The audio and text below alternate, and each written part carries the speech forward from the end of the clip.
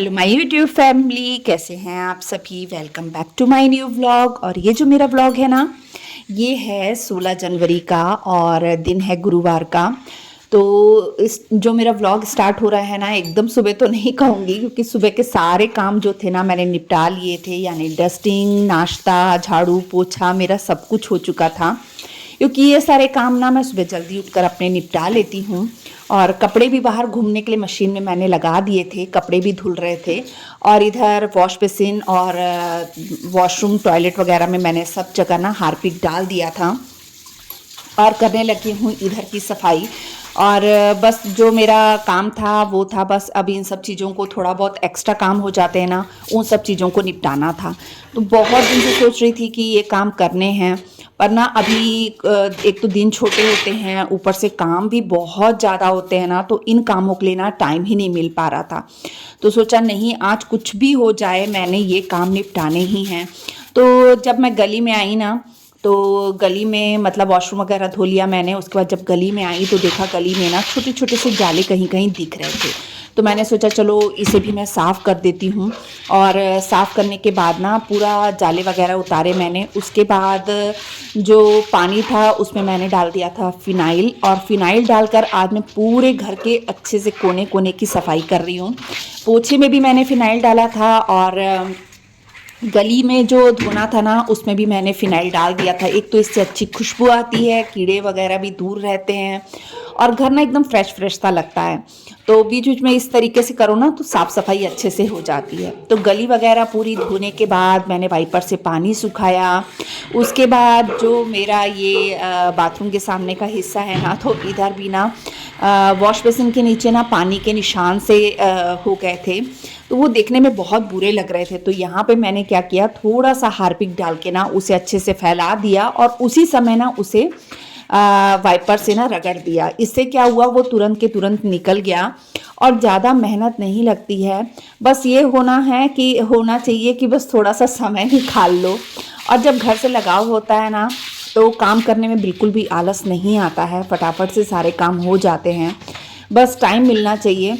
तो देखिए यहाँ पर जो मैंने वो जगह को रगड़ दिया था ना, वो अच्छे से साफ़ हो गई है। फिर यहाँ भी मैंने पानी में फ़िनाइल डाल दिया है, और बस यहाँ से धो कर ना पूरा पानी यहाँ से निकाल दूँगी। और यहाँ जो डब्बे वगैरह पड़े थे वो मैंने 10-15 दिन पहले ही पूरा सफाई की थी यहाँ की, तो उसे मैंने पूरा हटा दिया है, खाली कर दिया है जगह को एकदम।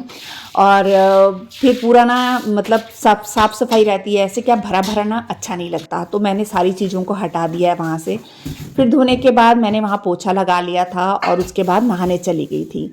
उसके बाद मैंने कुछ भी व्लॉग शूट नहीं किया, क्योंकि मैं अपने जैसे बच्चों को भी थोड़ा बहुत देखना पड़ता है। तो उसके बाद मैंने दिन में कुछ भी व्लॉग शूट नहीं किया, क्योंकि बस खाना बनाना था और मेरे को और कुछ था नहीं मेरा। इसके बाद ये हो चुका है शाम का समय, और कुछ 5:45 का टाइम हो रहा था, और मैं बनाने के लिए आ गई थी खाना। तो बस सारा सामान ही निकाल रही हूँ। सोचा चलो आज शलगम ही बना लेती हूँ, क्योंकि ये शलगम ना इस ठंडियों में मैंने अभी एक बार भी नहीं बनाए हैं। और साग वगैरह तो बनता रहता है, मेथी बनती रहती है, मटर की सब्जी बनती रहती है, मिक्स वेज बनते रहते हैं। लेकिन ये जो है ना, ये शलगम मुझे मार्केट में ढूंढने पर एक जगह मिले थे, तो मैं ले आई थी। और हमारे घर में ना बड़ी पसंद करते हैं इसकी सब्जी। तो बस यहाँ पर उसे छिल लिया है, काट धो पहले लिया था, छिल लिया, काट लिया। और कोको यहाँ पर थोड़ा सा ना तंग कर रहा था। कोई भी चीज़ काटती हूँ ना तो कोको को चाहिए रहती है। अब ये देखिए, इधर मैंने ना कट करने के बाद उसे बारीक बारीक कट कर लिया है, और इसी में ना हरी मिर्च जो है ना वो मैं डाल दूँगी। अब इसमें मैं लाल मिर्ची ना बहुत कम डालती हूँ, तो हरी मिर्ची ही इसमें ज़्यादा जाती है। अब एक तरफ जो है मैं इसके लिए पानी रख रही हूँ। इसमें पानी बहुत कम डाला जाता है, क्योंकि शलगम जो है वो कुछ सीटियों में ही पक जाते हैं। तो थोड़ा सा पानी डाला है, उसमें थोड़ी सी हल्दी डालेंगे बस, और नमक डाल दिया है, शलगम कटे हुए डाल दिए हैं, और उसी में हरी मिर्च कटी हुई है वो डाल दिया है। बस अब इसे सीटी लगने के लिए मैंने रख दिया। थोड़ा सा पानी कम लग रहा था तो थोड़ा सा पानी और डाल दिया। बस अब कुकर बंद कर दूंगी, और साथ ही साथ ना जो भी सामान रहता है ना फैला, उसे साथ के साथ संभाल देती हूँ, क्योंकि हल्दी का और कोई काम था नहीं। तो सभी चीज़ों को बस अब यहाँ पर संभाल रही हूँ मैं।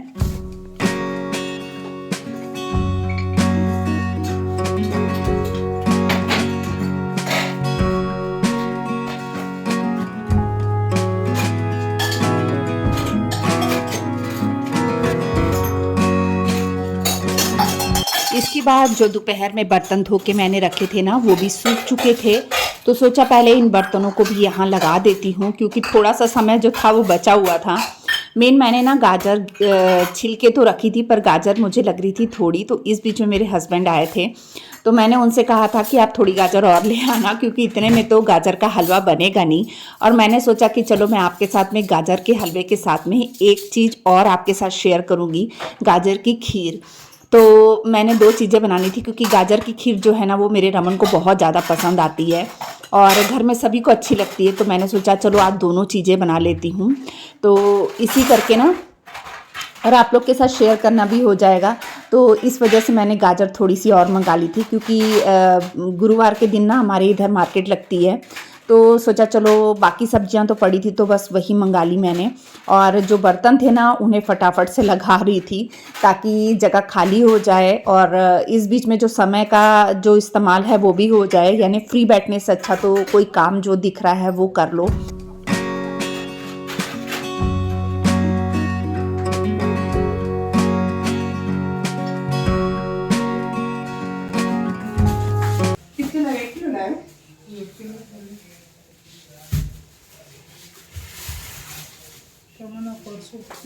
बस फिर गाजर को धो लिया मैंने, जो मेरे हस्बैंड लेकर आए थे। फिर उन्हें छील के अब यहाँ लगी हूँ घिसने के लिए, क्योंकि हमारे घर में ना ऐसे ही पसंद करते हैं। यानी मैं कोई नया तरीका अपनाऊंगी ना तो वो लोग खाते नहीं हैं। तो बस यहाँ पर मैंने गाजर को घिस लिया था, और कढ़ाई में पहले मैं क्या करती हूँ, इसका जो पानी रहता है ना वो थोड़ा सा सुखा लेती हूँ, और थोड़ी सी गाजर मैंने खीर के लिए बचा ली है। तो क्योंकि जो खीर है ना वो मैं थोड़ी ही बनाऊंगी, क्योंकि गाजर का जो हलवा है ना वो ज़्यादा पसंद करते हैं और खीर भी पसंद करते हैं, लेकिन दोनों चीज़ें मीठी हो जाएगी ना तो ज़्यादा कोई खाने को नहीं करेगा। तो इस वजह से मैंने गाजर की खीर के लिए थोड़ी ही गाजर रखी थी। और ये देखिए इधर शलगम जो हैं वो भी पककर तैयार हो गए थे। मुश्किल से 6-7 सीटियों में ही अच्छे से पक जाते हैं। अब मैं इसे घोट लूँगी, और अच्छे से ना मैंने इसे घोट लिया। और इसके बाद इसमें 2 चम्मच जो है वो मैं आटा डालूंगी, जैसे साग बनाते हैं ना बस वैसे ही। तो 2 चम्मच आटा मैंने इसमें डाल दिया है, और फिर एक बार अच्छे से इसे मिक्स कर दूंगी। अब हमारे इधर की शलगम जो होती है ना मतलब मिठास नहीं होती इसमें, और जैसे पंजाब वगैरह में जो शलगम मिलती है ना उसमें थोड़ी सी मिठास होती है।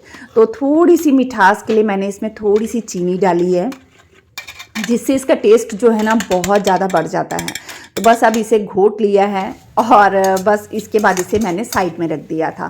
और ये देखिए इधर जो है ना गाजर जो मैंने वो की थी ना भून के, उसका थोड़ा सा जब कलर चेंज हो जाए ना, जब पानी उसका थोड़ा सा सूख जाता है, फिर मैं इसमें थोड़ा सा तेल या घी डाल देती हूँ।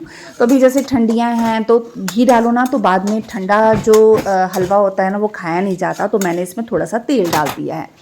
अब इसे एक आध मिनट भूनने के बाद ना मैंने इसमें डाल दिया है खूब सारा दूध, और जो मलाई थी ना वो भी डाल दी थी। अब बस अब इसे कुछ नहीं करना है, इसे बीच बीच में चलाते जाना है, और पकने के लिए मैंने छोड़ दिया है। तो अब इसके साथ साथ में अब मैं दूसरे काम जो है मेरे वो भी मैं निपटाती जाऊंगी।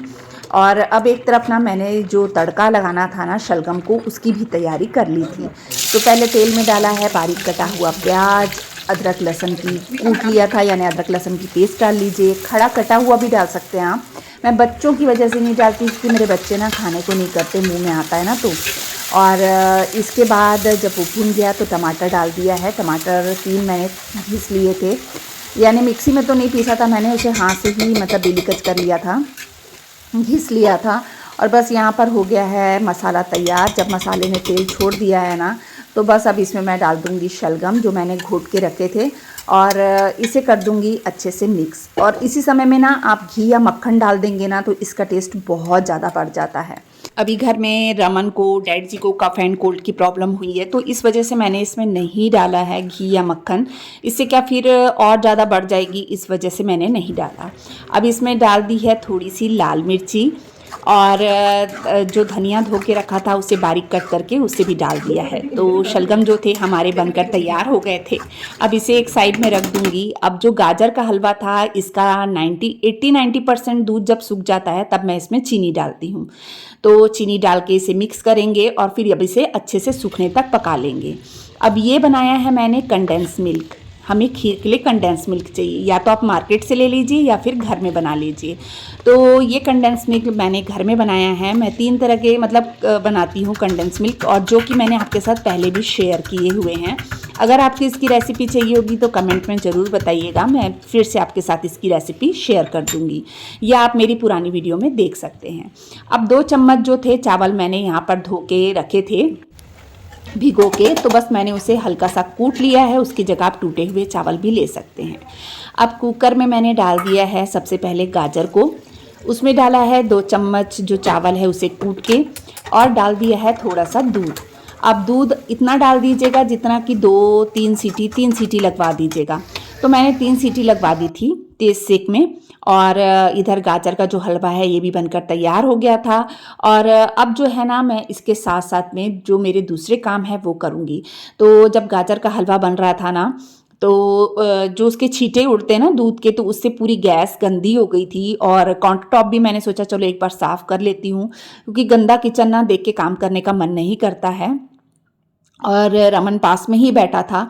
होता है बच्चों को, किसी किसी बच्चे को ऐसा होता है कि हाँ मम्मा पास में बैठी होती है ना तो फिर जल्दी याद हो जाता है, या फिर मतलब मम्मी लोग थोड़ा सा बता देती है ना तो जल्दी याद हो जाता है। तो बस यहाँ पे वो मेरे पास बैठ के ही करता है, यानी वो थोड़ा सा ना नर्वस हो जाता है, यानी मम्मा उसको दिखनी चाहिए।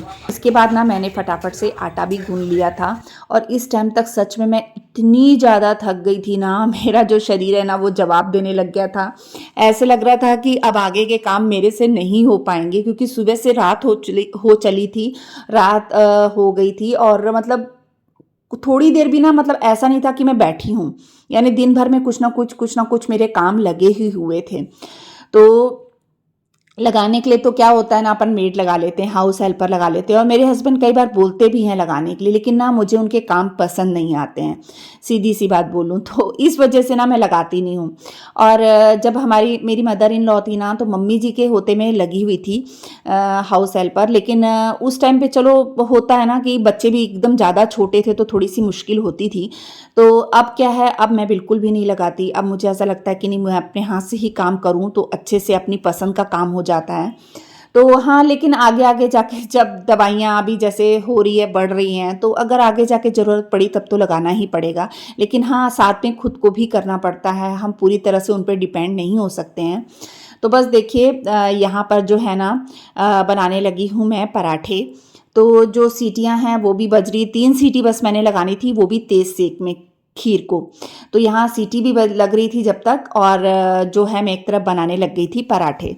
तो पराठे जो है वो सिंपल वाले बनाऊंगी। मकई की रोटियां मैंने दिन में बनाई थी, इसलिए मैंने रात को नहीं बनाई, क्योंकि 2 टाइम में खाओ ना तो वो ज़्यादा हैवी हो जाती है, और इतनी हिम्मत नहीं बची थी कि मैं दोबारा से मकई की रोटियां बना सकूं, उसमें थोड़ा सा टाइम लगता है। और पराठे मैंने बना लिए, और ये जल्दी भी बन गए थे, और इसके बाद क्या बर्तन भी धोने थे, और तो काफ़ी सारे काम अभी भी मेरे बचे हुए थे, जो मुझे दिख रहे थे कि हाँ मुझे ये भी करना है, ये भी करना है।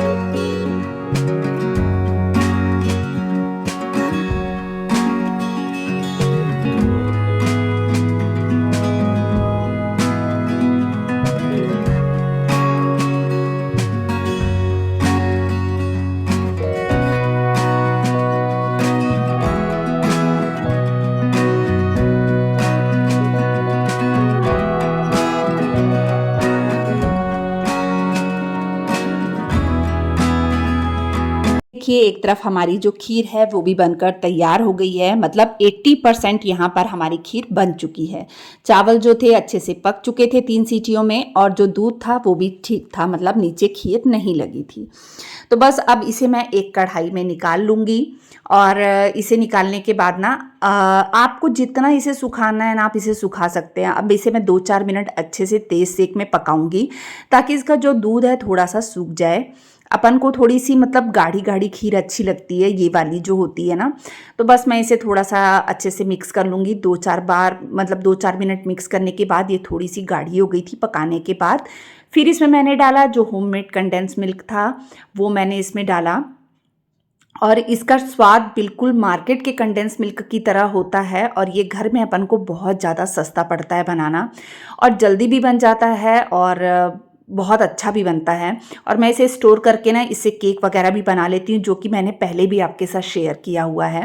और यहाँ पर मैंने चीनी नहीं डाली थी क्योंकि कंडेंस मिल्क में पहले से चीनी डली हुई थी, तो इसी में हमारी जो खीर है वो बनकर तैयार हो गई थी। इसके बाद मैंने ना खाना डाल दिया था, खाना लगा दिया था जिसमें मैंने खीर थी और साथ में गजरेला था और था साथ में शलगम और पराठे। तो ये था हमारा रात का डिनर, जो कि मैंने फटाफट से लगा दिया था। इसके बाद किचन साफ़ की और थोड़ी देर बच्चों को लेके बैठी। तो जब बच्चों को पढ़ा रही थी तो थोड़ी सी खीर मैं अपने लिए डालकर ले गई थी। और इसके बाद मेरा लास्ट काम था जो बचा था कि कपड़े सूखने डालने का, जो कि सुबह कपड़े धोए थे और अभी तक मुझे इन्हें सूखने डालने का टाइम नहीं मिला था। तो बस इन्हें ही करूँगी और इसके बाद जाकर ही मेरे काम जो हैं वो ख़त्म होंगे। टाइम हो रहे हैं रात के 10:30 का, 10:15 10:30 हो रहे हैं और कपड़े जो हैं वो मैंने सुबह ही धो के रख लिए थे पर सूखने डालने का समय नहीं मिला था। मैं आपको कपड़े दिखाती हूँ और मैंने सारे कपड़े सूखने के लिए डाल दिए हैं। मैं आपको दिखाती हूँ कपड़े। ये देखिए तीनों रस्सियाँ जो हैं वो फुल भर गई हैं और बेडशीट वगैरह भी निकल गई हैं। मेन क्या, एक निकली फिर दूसरी निकली तीसरी निकली, किसी ने कुछ गिरा दिया किसी ने कुछ गिरा दिया, तो इस वजह से क्या बहुत सारी बेडशीट निकल गई और सोफ़े के कवर वगैरह भी निकल गए थे। तो अब बहुत ज़्यादा थक गई हूँ और अब सोएंगे, सुबह फिर जल्दी उठना है। तो चलिए आज के लिए यहीं पे अपने ब्लॉग का एंड करती हूँ। आई होप आपको मेरा ये ब्लॉग अच्छा लगा होगा। अगर अच्छा लगता है तो प्लीज़ चैनल को सब्सक्राइब कर दीजिएगा, वीडियो को लाइक एंड शेयर कर दीजिएगा। मिलते हैं एक और नए ब्लॉग के साथ में, तब तक के लिए बाय बाय, गुड नाइट।